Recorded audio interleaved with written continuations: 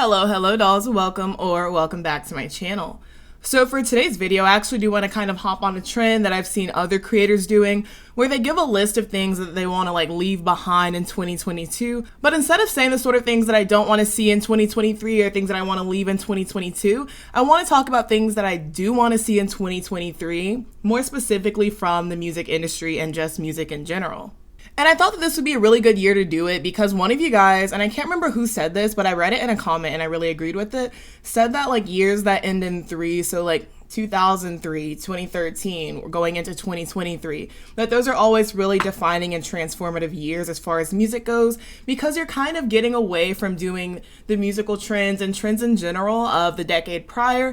And by the time you're 3 years into a decade, it's starting to take on its sort of own culture and trends and characteristics. And so hopefully that is something that we're going to see with music starting next year. I can already kind of see it bubbling up and starting. So these are going to be in no particular order. This is not a video essay. This is just me talking to you guys. I know some of you guys like more laid back, casual videos where it feels like we're just chatting, and this will definitely be one of those. So let's go ahead and get into things that I personally need to see from music in 2023. All right, the first one for me is put your beef, put your problems, put your issues, put your fights, put it in the music. I am so sick of seeing celebrities with millions and millions of followers who are talented artists fighting on Twitter. Write a diss track. People don't diss people in music like they used to. I also feel like it kind of just invites fans to jump in. Of course, fans will jump in after hearing music that they feel is directed at someone, but it's even worse when it's on Twitter and they can just quote tweet or retweet or reply and just fight in the comments, and it's because the artists themselves started it. I don't know, we all have our conflicts, we all argue, but I just feel like it's so annoying, going through Twitter and seeing celebrities fight on Twitter. It just seems like normal people behavior. And celebrities are still people, but I do think that there's just a spot in your career, in your life, where you're just above it, you know? And I'm sure a lot of these celebrities have each other's contact information in real life, know each other in real life, and could just hash out the problems behind the scenes, which makes it even weirder to see them fighting on the internet. But I do feel like a lot of them do it because they know that their fans will have their back, and it's oh, if I have the bigger fandom, if I have the bigger fan base, if my fans are crazier than yours, I automatically win this fight and I don't have to fight that hard because my fans will jump in on my behalf. But I'm over it. Put down the Twitter, close your app, and pick up your pen and just put it in the music. I really want to see that more next year. I mean, if there still have to be conflicts, that's how I want them handled. So my next one, it's kind of 2 in 1, but the first one, this is no surprise because y'all have been hearing me say this for months now. In 2023, I want and I fully expect that R&B is going to finally have its comeback and just in full effect. I always say, R&B never disappeared. It never, went into hiding. But there's also been a noticeable difference and decline in its popularity over the past few years, and I'm starting to notice it sort of pick back up, and a lot of artists are starting to brand themselves as R&B artists again. And so I'm so excited to get into R&B in 2023. And not only do I want R&B to be in full effect in 2023, I want CoCo Jones to lead the charge. She's my front runner. And I never thought I would say that, because I really didn't think, I didn't know that she was really making music like that until you guys put me on. And then when she had her releases a couple months ago that I reviewed, and blown away. Like I said back then, it just reminds me of good old classic R&B. So I want the R&B girls to have, a strong year next year, but I want CoCo at the top. I want her at the top. And speaking of R&B, I really want 2023 to be FLO's breakout year. I know they just came out back in March, so I guess this coming March, they'll officially have been out for a year. And they're already doing very, very well. I'm not saying oh, they're unheard of, they're flopping. They're not.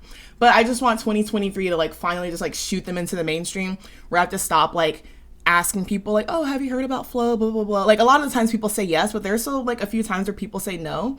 And I really, really want 2023 to be their year. I also want for them to release their first full-length studio album. I know the lead is out, but I want a full album from them. And I know that they said that they're not going to be doing the Y2K sort of inspired music forever. I don't know if they will next year, because the single they just released, what was it, last week? That was definitely peak Y2K R&B. I guess it depends on if Y2K is still going to be trendy next year. And I feel like I've been going kind of back and forth on whether I think it will or won't be. It's definitely not where it was like sort of during quarantine in 2020 and even going into early 2021. So I guess maybe so. If R&B is going to be big next year, which I 100% believe it will be, I guess it doesn't mean it has to be like Y2K sort of R&B. So I'm not really sure what their sound is going to be like. I'm thinking about this as I'm talking, but I do want a breakout year for FLO next year. I want an album, probably, I'm not expecting it all early 2023. That'll probably come mid to later. So I don't know, but I want FLO supremacy for 2023. And it seems like they're off to a really, really good start. So I'm sure that'll happen. All right, the next one, you guys already know how I feel about this one, but I need Dua Lipa's new album. I need her new era. And she already said that she's starting working on her new album early next year. So maybe that means it'll come out in the summer at the end of 2023. Who knows? But I'm so excited for her next era. And you guys know that I want her to do sort of like not an early 2000s sort of vibe, but like a mid 2000s sort of pop. I want her to get into her Timbaland sort of like inspiration bag. And I think Dua Lipa, thinking of like our current pop stars in our generation, I think she's the only one who could really carry it, because not only is she like a good pop star and is a good singer, but she also has that sort of like, I don't know how to describe, but that sort of like dark sort of aura that is like perfect for Timbaland music. And not dark as in like evil or a bad person, but you know how Dua just sort of has like this mystique about her. And I feel like that sort of suits itself or lends itself really well with Timbaland music. And I feel like it's on brand for Dua Lipa still, because she's already kind of given us several sort of nostalgic, no pun intended, sort of inspired music. She's kind of made a brand off of kind of capitalizing on the imagery and aesthetic of eras past. So I do feel like she's the only one who could sort of give us that like sort of Timbaland, Nelly Furtado era, which I don't think could ever be replicated. But if someone could remind us of that, I think the person who's most likely to do that would be Dua Lipa. And I think another good thing about her is that it doesn't ever feel inauthentic or gimmicky, because she does still put like her own fresh spin on it. I also want to bring back like annoying pop, annoying music, like annoying ass loud pop music. And I mean in the sense of like Kesha, early Katy Perry, like Cobra Starship. Like I want to be overstimulated every single time I turn on a pop song. And I miss that. Like I feel like it does still exist in genres sort of like hyper pop and like K-pop, but I want mainstream pop to be agitating again, but agitating in a fun, campy way. Like, you know, even with like Gaga, like with her early music, you're like, damn, there is so much going on right now, but it's cohesive and it works and it's catchy and I just want to get up and move.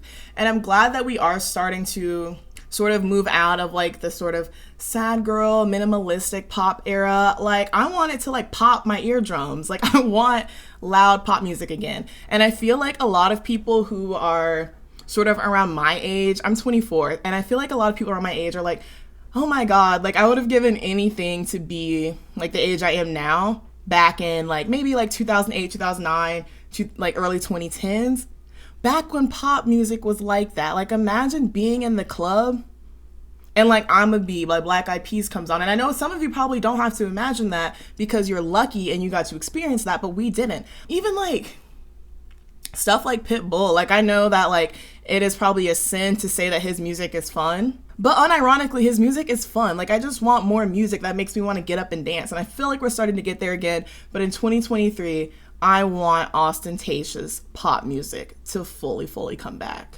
I also want longer songs. If a song is less than 3 minutes, that's a snippet, that's a teaser. I need to hear the chorus 3 times minimum. Once is like a mistake, twice is a coincidence, 3 times is a pattern, and it's intentional. Give me a full song.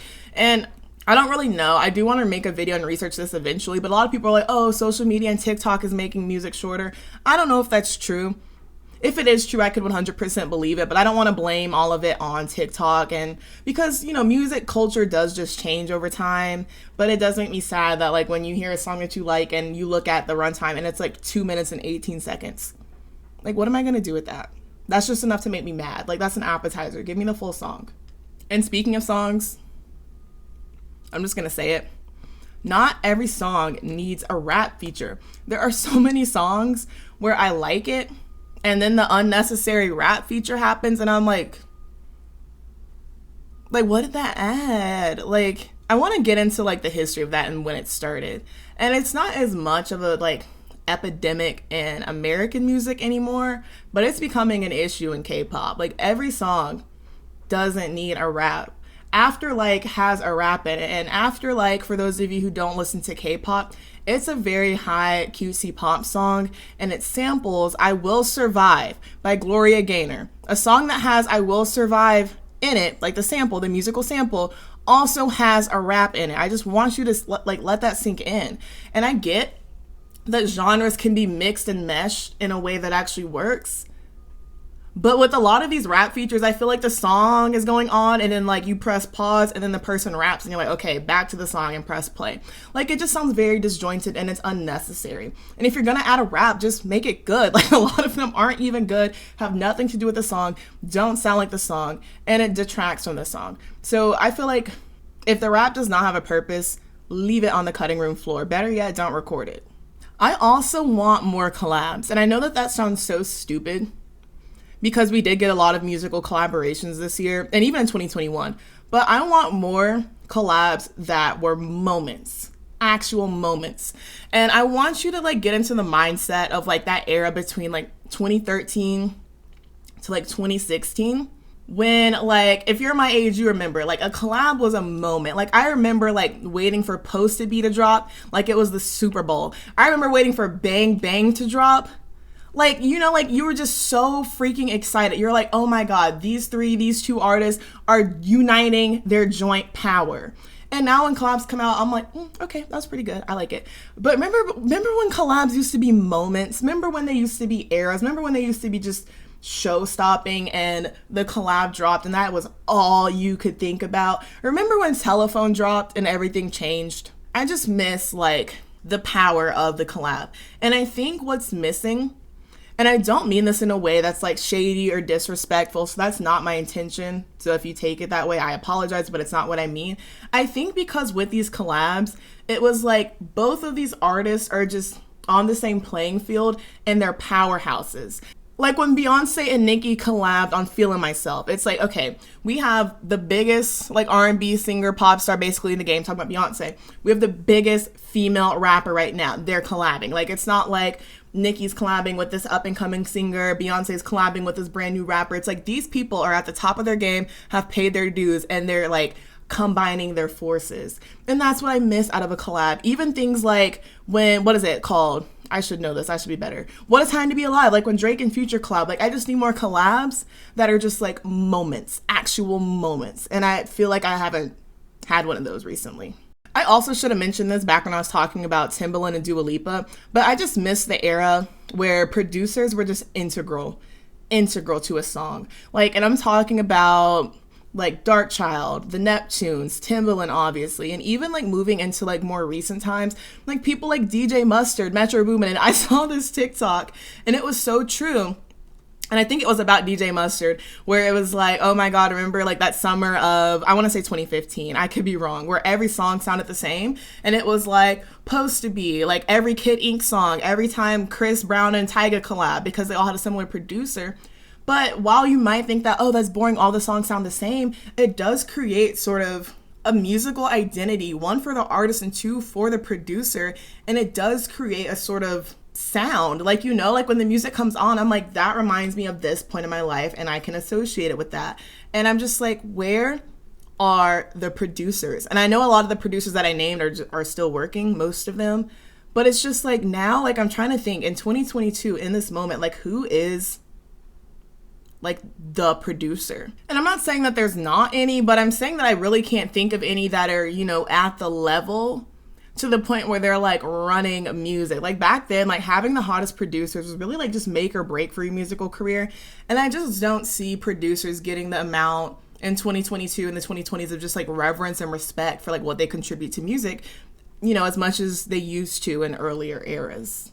Also eras, like I miss when artists had like actual eras where you could show me a picture of them and I'm like, that's that era. That's that era. Like, just show me their hairstyle, just show me their outfit, and I can tell you.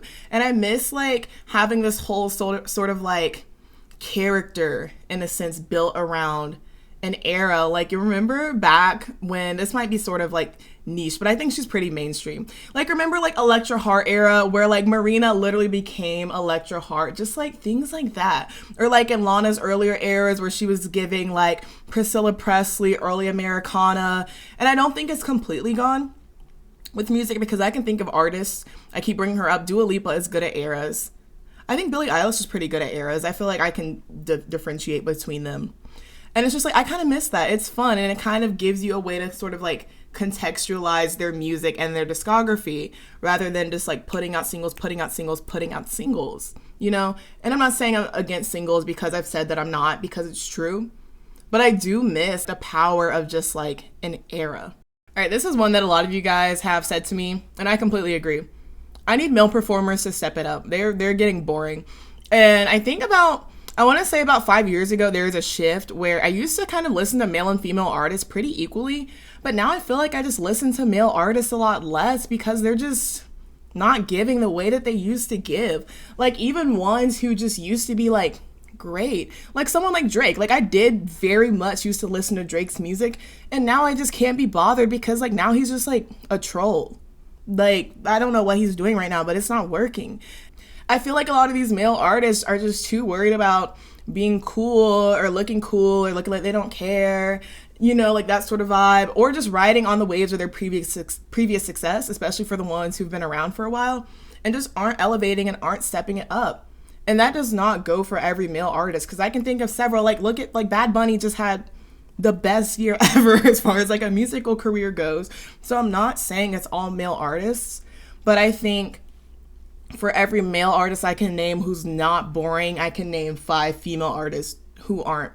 And I feel like a lot of female artists are giving entertainment and giving an experience and putting on a show. And a lot of male artists are just giving us the song and getting off stage. And like I said, that's not all male artists, but I think we're getting to a disparity where female artists, one, because a lot more is expected of them than male artists, that they're giving us a lot more. And so I hope to see that change in the new year. Like, even with K-pop, 2022 really was the year of girl groups. Like, I almost forgot that there were some boy groups who debuted this year because it was all about girl groups. And it's not because, to me, female idols are inherently better than male idols. I don't think that at all. But I think that a lot of the girl groups who debuted this year were just giving a lot more in terms of visuals, in terms of choreography, in terms of stage presence, and actual just effort that they're putting in their performances and going all out on the stage, you know? And to be fair, I do feel like a lot of the girl groups also had a lot of drama surrounding them, so that probably made them a little bit more popular. But overall, I do think that the girl groups are outperforming boy groups this year. While we're talking about K-pop, I need older idols. And I think that idols are only going to start debuting younger and younger. One of which, because, you know, if you debut at 13, which I think should be a crime, then they can keep you in the industry for way longer than if you debut at 25. Not for any real reason, but just because of ageism. And honestly, a lot of stans will call people my age. Like I said, I'm 24. They'll be like, you're old, you're an old hag, your days are numbered. And it's like, stop. Like, it's not old. And also, I feel like if we had older idols debut, we would have a lot more diversity in K-pop concepts than we've gotten this year. Because so many groups debuted this year, or had comebacks this year, and the majority of their concepts were just like that Y2K inspiration, or high teen, or girl crush, or if that wasn't the whole concept, an element of it was present. And it's like, to be fair, there's only so much you can do if the oldest member in your group is 16 years old and you have all minors. Like, they can't go for those more sort of elevated adult concepts. And it's kind of getting to the point where I'm like, you know, I don't mind a high teen concept. I actually like them a lot. But if that's what every group is going to do, or some version of it, because they're all teenagers, like, that gets kind of old. So I do want to see older idols start to debut. And I think that's a want that I have more than something that unfortunately we're going to actually see happen. Also for 2023, I want a full Twice subunit project. I really liked how on their previous full-length album, each of the little trios got a little song, but I want a full subunit mini album. I'm trying to think who my favorite Twice subunit would be, this is gonna start a fight. But I feel like, and I don't even think it has to be split into 3. I think my favorite subunit, you guys are gonna hate me, but this is how I feel. It would be Nayeon, Jihyo, we need a rapper. So I would choose Che, and then I would throw Momo in there for fun. And I feel like that'd be fun. I feel like those 4 would make a strong subunit.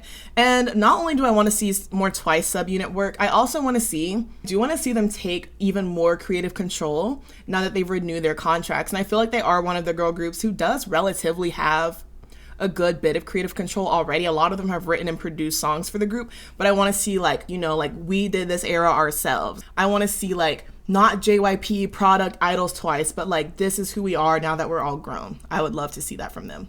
This one I didn't think of until I saw the Barbie teaser a few days ago, but I want good soundtracks again. Do you remember when a movie was like popular and they had an amazing soundtrack to go with it? I've already said the Bling Ring soundtrack, which I do love, but I think my all-time favorite film soundtrack is from Baz Luhrmann's The Great Gatsby. Baz Luhrmann's The Great Gatsby. That is a wonderful soundtrack. And I don't mind if soundtracks have like anachronistic music, like there's like rap and Jay-Z and like EDM pop for a film that takes place in the 1920s and it's included. But, I don't mind the anachronisms if they fit the vibe, if they fit the theme of the film, and if it's makes sense, because it's like, okay, if they play 1920s music to a 2013 audience, that's gonna not translate because that just sounds dumb to us and like old people music. Well, I guess I don't put that in air quotes, that's like over 100 years ago, like old music. Whereas if you play music that's current to us, then we can sort of catch the vibe of, okay, this is how they would feel hearing the song come on. But anyways, I just want good soundtracks again. And I think the Barbie movie that's coming out in July of 2023, I think that could be a film that has the potential to have like a great soundtrack because it's Barbie. You can have like campy music, pop music, like bubblegum pop music. And I think part of the reason why like good soundtracks are harder to come by, the Elvis soundtrack was good also. I haven't even seen the movie, but I like the soundtrack because I like Baz Luhrmann. I don't know if that's a bad thing to say. I don't know if he's done anything, so don't cancel me for that. But aesthetically, I love his work. I think it's just because movies aren't what they used to be. So like if the movie's not really about anything or doesn't really have a concept, then it's hard to make a good soundtrack for it. Like if most of the movies that come out are like Marvel movies, like what do you do with a soundtrack for that? The only one I can think of that was really good to me was the first Black Panther soundtrack. I like that one a lot. So I think if we had more movies that had like themes and concepts and substance to them, we could get better soundtracks. And that's something that I do want to see because I love a good soundtrack. I think it's because I love a theme. Then I know someone would likely ask like who I want to release albums in 2023. The first person I want to see an album from, and I don't mean like first by like, oh, January 1st, where's the album? But like the person I want the most to do another album this year, I want to see a sophomore album from Lil Nas X because I want to know what direction his music is going to go in. Like I'm a huge fan of him in general, you guys know that. But I'm like, what direction would he take a sophomore album in? So I want a Lil Nas X album. I want to do an album, won't speak too much on that one. I do want a Chloe Bailey debut album. That's another artist who I'm kind of interested in seeing where they're actually going to take their music or what an entire Chloe Bailey project would sound like, because all of the singles that we've gotten from her sound kind of different. I feel like Treat Me and Have Mercy sound kind of cohesive and like they could be on the same project, but then like Surprise kind of threw me off a little bit. I don't like that song. And then For the Night, I really do like that song, but I'm like, would I put that on an album with Have Mercy or Treat Me? Maybe not. But even though I don't like it, I could put that on, I would put For the Night on an album with Surprise maybe. But I don't know. So I kind of can't really tell where her mind's at musically. Like I know she's sort of in that like R&B sort of space, but I would love to see a whole entire Chloe Bailey project. And not only that, I would love for them to give her some sort of producer credit or allow her to produce, because when she self-produces, it sounds amazing. So I want a Chloe album. I would say I want another Doja Cat album, but I feel like a bad person when I say that I want more Doja content and Doja music, because she's already said that she doesn't like really want to do that. And I don't want to be that person who's like pushing someone to put out music if that's not what they want. But I feel like if she did, it would be good. I also want another Lorde album. That's my girl. And I want Redemption from Solar Power. But the way that Lorde operates, I don't think we'll get another album from her anytime soon. but I also don't mind because I know and I can tell just from having been a fan of hers for like, oh my God, almost 10 years now. Maybe it has been 10 years. Wow. Being a fan of Lorde for forever, like she's not one of those artists who's just gonna like shit out music for the sake of doing it. And we're gonna get a project from her when she has something to say. So if it doesn't come in 2023, I won't be surprised, won't be mad, but I would like it. All right, so those are my needs from music from 2023. I think it'll be interesting. I'm gonna obviously kind of check back as the year unfolds and see if any of these actually happen or come true. And also let me know what you want from music in 2023. It'll be fun to read you guys' like desires and predictions and wants from the industry. No, this will not be my last video of the year. I'm uploading unpopular opinions on New Year's Eve because I wanted to give everyone a chance to get their opinions in. Last time I only gave you guys a day or two. So that's coming very soon. And as always, thank you dolls so much for watching. Be sure to like and subscribe so that you can stick around for more. And you can follow me on Twitter if you want to keep up with me there. And also, if you would like to become a channel member, you can click the link in the description of this video. And I will see you dolls very soon.